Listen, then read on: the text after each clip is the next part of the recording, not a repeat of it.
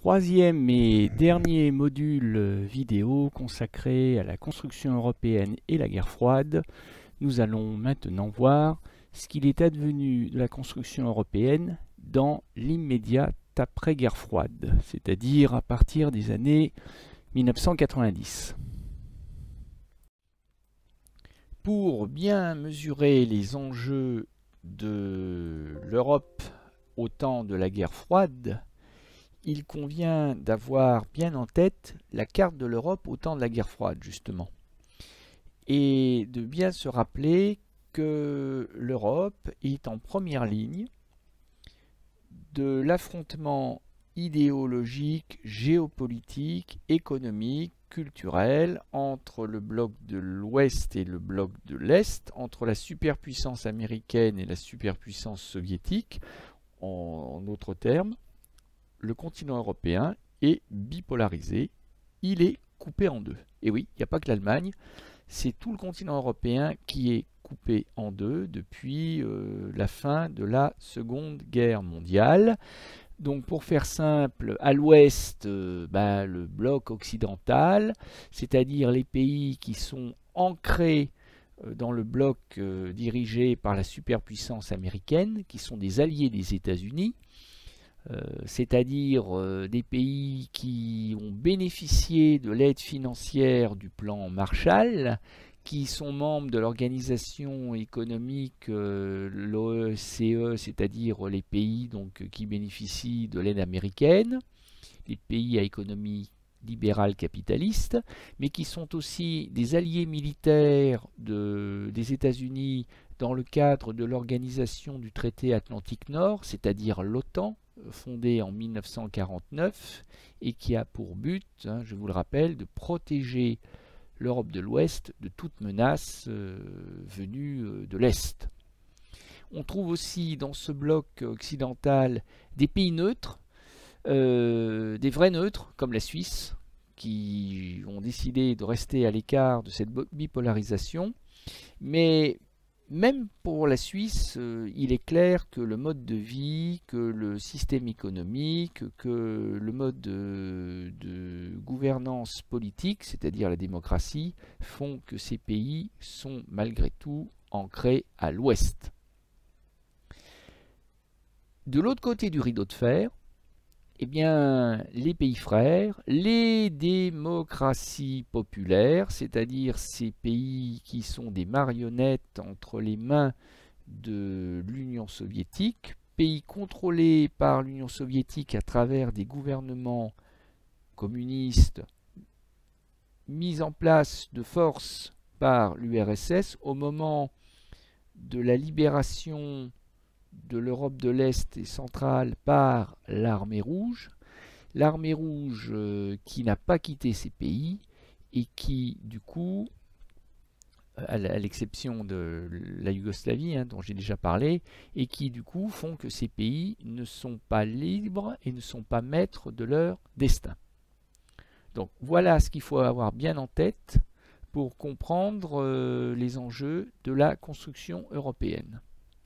Parce que c'est une Europe qui est sous double dépendance, soit américaine, soit soviétique, que nous avons sous les yeux.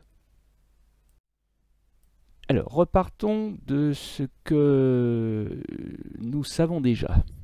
Nous savons que l'Europe a été l'une des lignes de front de la guerre froide à travers le monde, puisque l'Europe a été bipolarisée dès la fin de la Seconde Guerre mondiale, partagée en deux blocs, séparés par ce que j'appelais la ligne de front, c'est-à-dire le rideau de fer, puis plus tard, on l'a vu, le mur de Berlin, en ce qui concerne Berlin-Est et Berlin-Ouest, et que, pour faire simple, à l'ouest du rideau de fer, on a les démocraties occidentales du bloc dirigé par les États-Unis, économie libérale, alliance militaire de l'OTAN.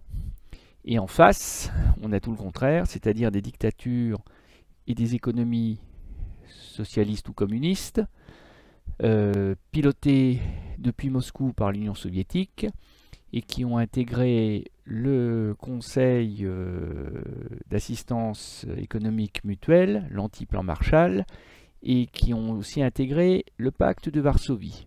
Et la situation dure ainsi, les deux Europes se regardent de part et d'autre du rideau de fer depuis une quarantaine d'années, presque un demi-siècle. On a vu aussi, avec l'initiative, la déclaration de Robert Schuman, que des Européens ne se sont pas contentés de subir soit l'influence américaine, soit l'influence soviétique, et que des Européens ont voulu construire des États-Unis d'Europe afin justement d'être indépendants de l'un et de l'autre bloc. C'était évidemment pas facile à faire. Et l'on a vu qu'après des débuts timides, limités à la communauté du charbon et de l'acier, eh bien la construction européenne, toujours avec les 6 mêmes membres d'Europe occidentale, les 6 anciens ennemis de la Seconde Guerre mondiale, ont donné naissance à une communauté économique européenne, donc d'abord avec la CECA en 1951, puis à partir de 1957, avec la naissance de l'ancêtre de l'Union européenne d'aujourd'hui. Un marché commun de libre-échange qui se veut une alternative finalement à la bipolarité de la guerre froide. Puis la réconciliation du continent européen avec lui-même s'est poursuivie avec l'élargissement, cette fois-ci de l'Union européenne. Ben oui, parce que l'Europe des 12 de 1992 de l'Union européenne née du traité de Maastricht, eh bien cette Europe des 12 est devenue l'Europe des 25, puis des 27 et même des 28. Avant que le Brexit ne fasse retomber le nombre à 27 depuis 2020. Et les nouveaux entrants sont tous des pays de l'ancien bloc de l'Est, des pays de l'ancien bloc communiste, dont vous avez la liste, hein, ce sont les pays en bleu clair. Donc ça veut dire qu'un pays comme la Pologne, par exemple, a à la fois dans les années 2000, intégrer l'Union européenne et l'OTAN. Même chose pour les pays baltes, par exemple. Donc, ce sont ces pays qu'on appelle les PECO, pays de l'Europe centrale et orientale, c'est-à-dire ces pays de l'ancien bloc de l'Est, qui sont des pays plus pauvres, moins bien développés sur le plan économique, hein, puisqu'ils ont payé la faillite du système communiste, qui a emporté l'URSS dans les années 90. Et ces PECO, ces pays d'Europe centrale et orientale, ont fini par intégrer, alors ça a pris du temps, hein, parce que entre l'effondrement du bloc communiste et l'intégration de ces pays en 2004, eh ben, il s'est écoulé quand même pas loin de 15 ans. Mais c'était le prix à payer, c'était le temps à attendre pour que ces pays soient compatibles avec les pays membres de l'Union européenne, qui était quand même un club de riches et un club de démocratie. Donc on ne peut pas demander à des pays pauvres et qui n'ont pas connu la démocratie pendant presque un demi-siècle de pouvoir intégrer comme ça, sur un claquement de doigts, un pays de riches un ensemble constitué de riches démocraties.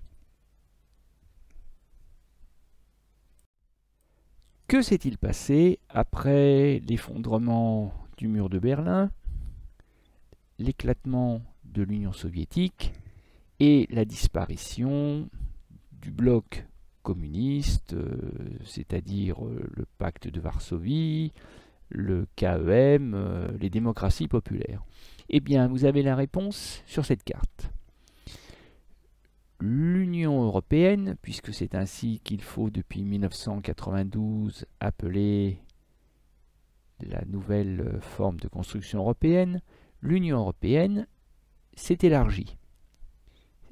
puisqu'elle est passée des 12 États fondateurs de l'Union européenne de 1992, qui étaient tous des États de l'Europe de l'Ouest, eh bien, l'Union européenne est passée à 27 et même 28, avant de retomber récemment à 27 avec le départ en 2020 du Royaume-Uni, suite à ce fameux Brexit.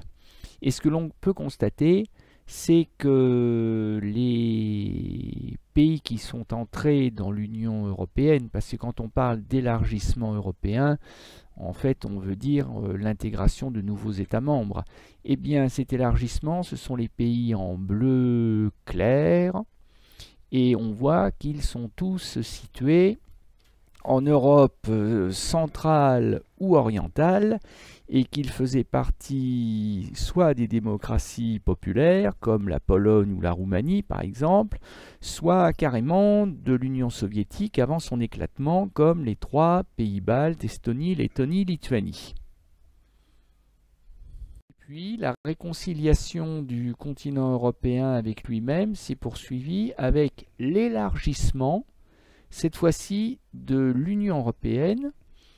Ben oui, parce que l'Europe des 12 de 1992 de l'Union européenne née du traité de Maastricht, eh bien cette Europe des 12 est devenue l'Europe des 25, puis des 27 et même des 28, avant que le Brexit ne fasse retomber le nombre à 27 depuis 2020. Et les nouveaux entrants sont tous des pays de l'ancien bloc de l'Est, des pays de l'ancien bloc communiste, dont vous avez la liste, ce sont les pays en bleu clair. Donc ça veut dire qu'un pays comme la Pologne, par exemple, a à la fois, dans les années 2000, intégré l'Union européenne et l'OTAN. Même chose pour les pays baltes, par exemple. Donc ce sont ces pays qu'on appelle les PECO, pays de l'Europe centrale et orientale, c'est-à-dire ces pays de l'ancien bloc de l'Est, qui sont des pays plus pauvres, moins bien développés sur le plan économique, puisqu'ils ont payé la faillite du système communiste, qui a emporté l'URSS dans les années 90.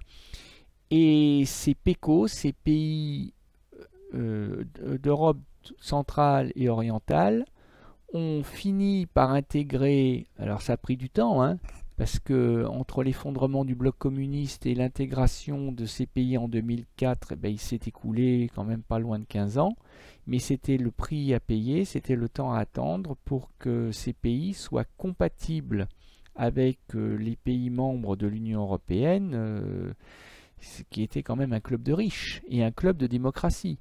Donc on ne peut pas demander à des pays pauvres et qui n'ont pas connu la démocratie pendant presque un demi-siècle de pouvoir intégrer comme ça, sur un claquement de doigts, un pays de riches un ensemble constitué de riches démocraties.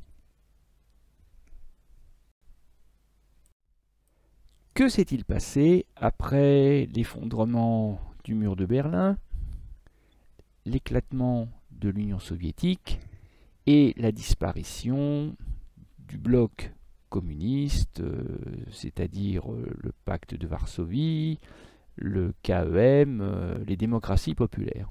Eh bien, vous avez la réponse sur cette carte.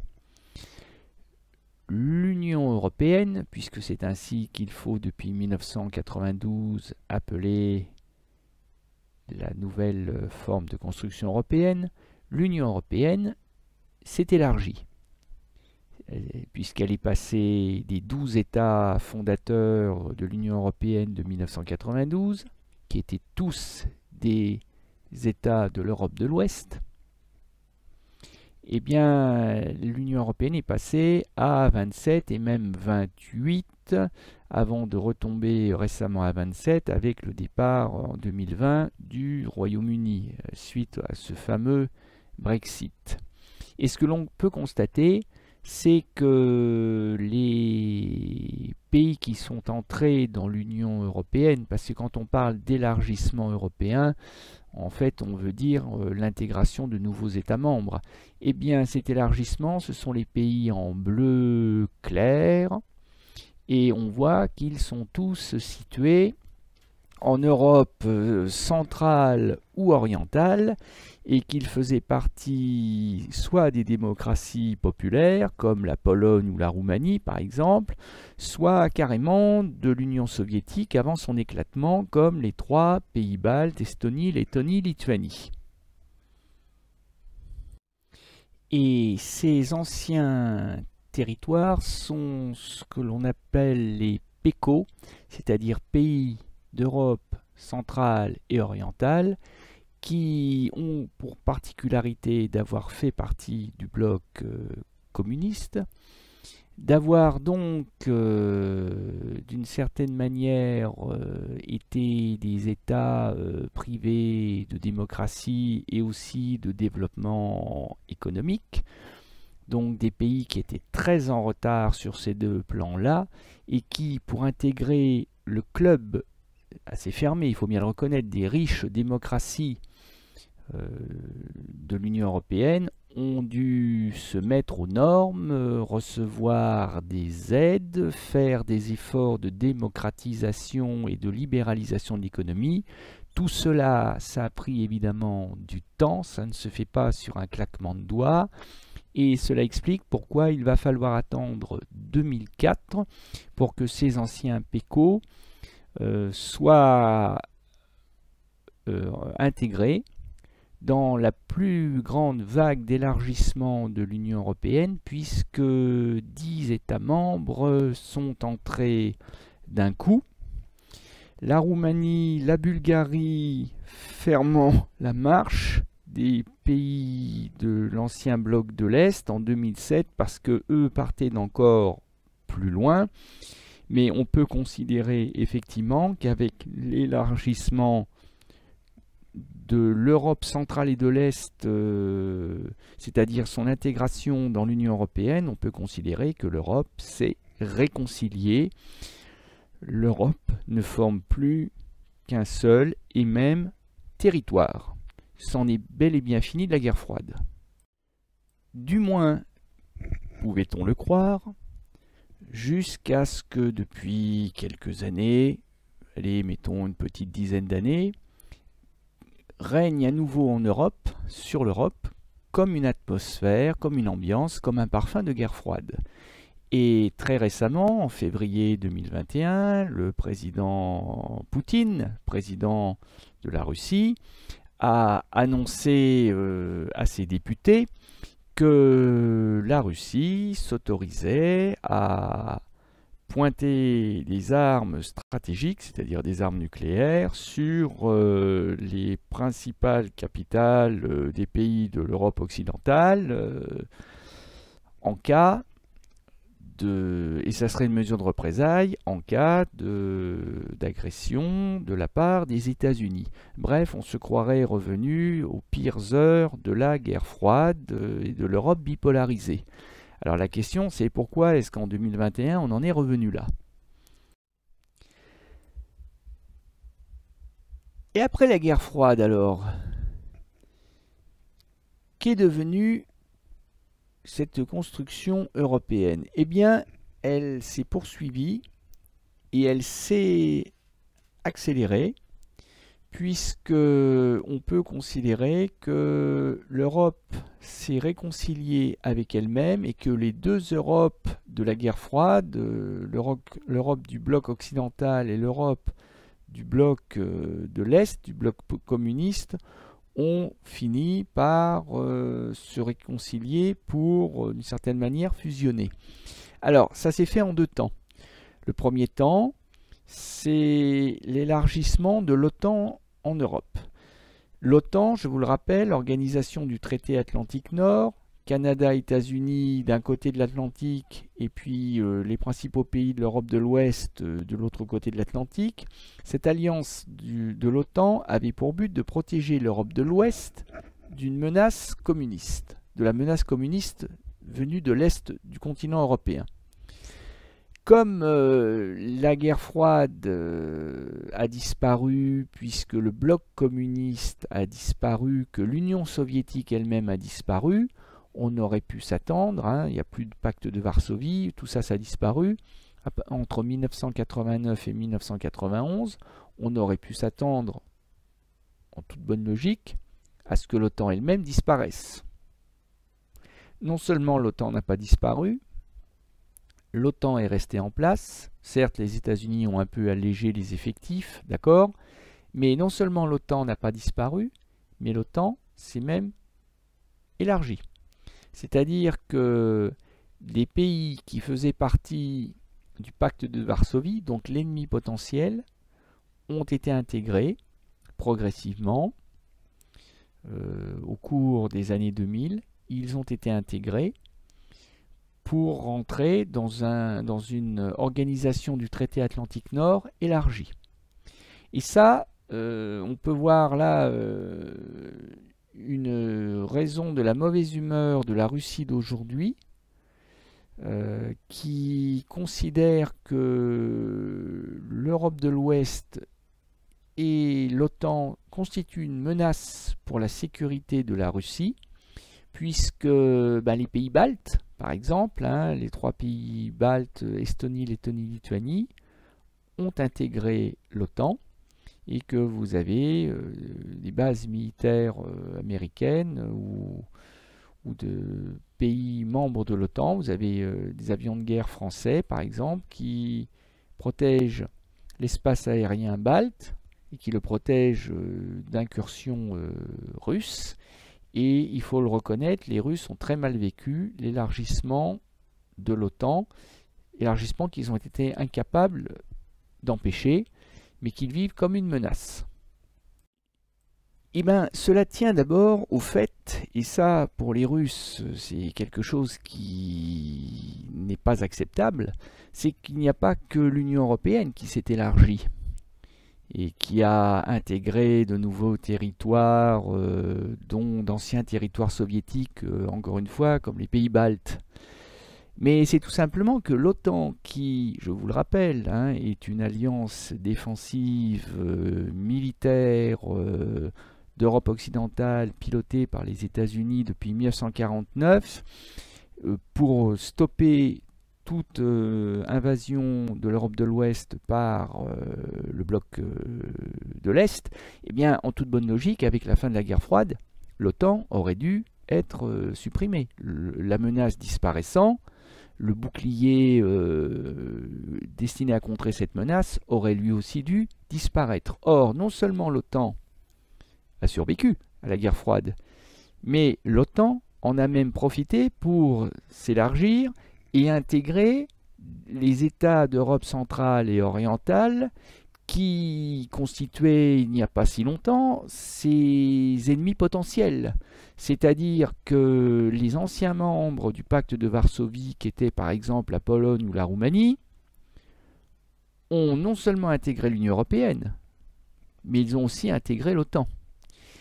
Ce qui fait qu'aujourd'hui, pour les Russes, l'OTAN est plus que jamais sérieusement une menace, puisque notamment avec l'intégration des 3 pays baltes dans l'OTAN, eh bien, l'OTAN est aux portes de la Russie. Ce qui, pour la Russie, est une menace inacceptable. Les démocraties populaires d'Europe de l'Est formaient un pare-choc protecteur. Le pare-choc protecteur a disparu. Ce qui peut rendre nerveux les Russes.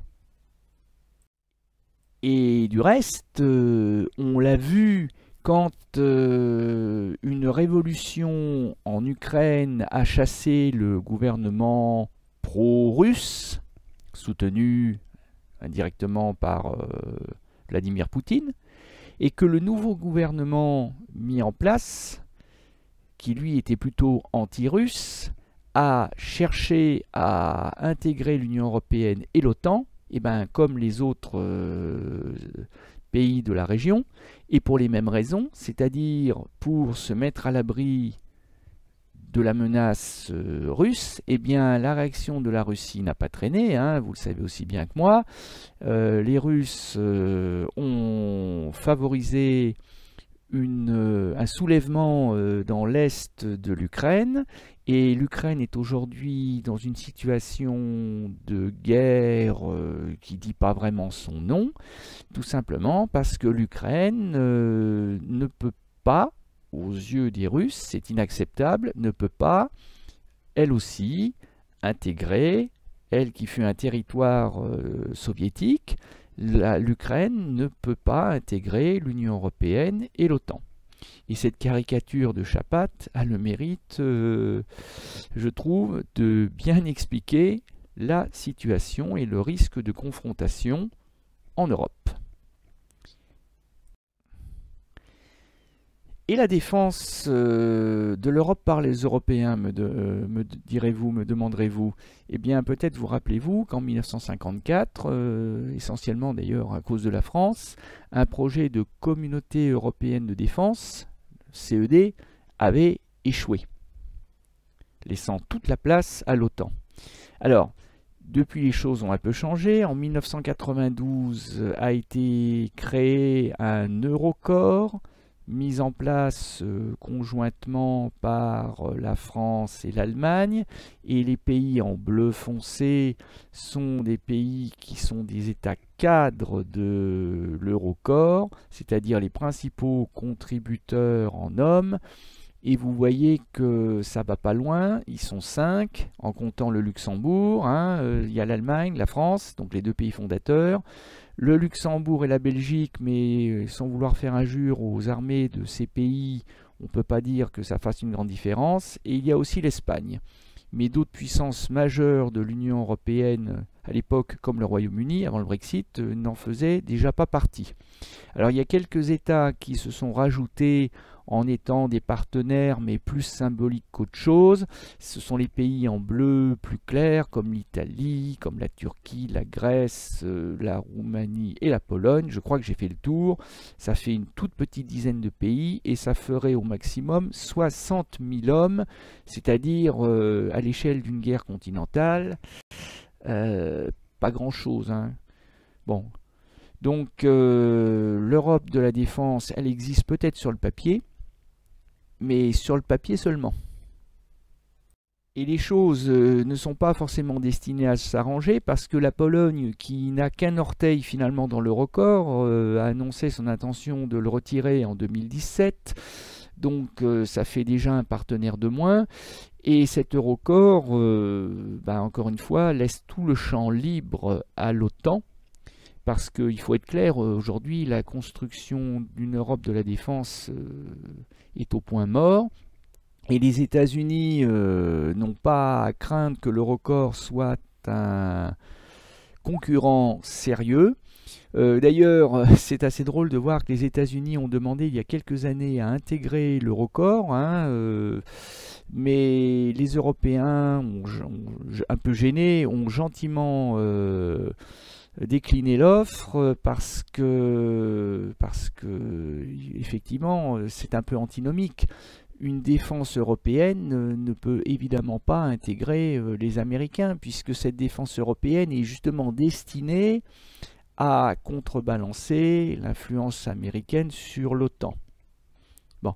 Donc en fait, tout ça pour vous dire que l'Europe semble revenue dans une logique de guerre froide, hein, même si l'URSS a été remplacée par la Russie, même si les choses ne sont pas tout à fait les mêmes. Et donc, il y a encore des menaces qui pèsent à l'Est sur la sécurité de l'Occident.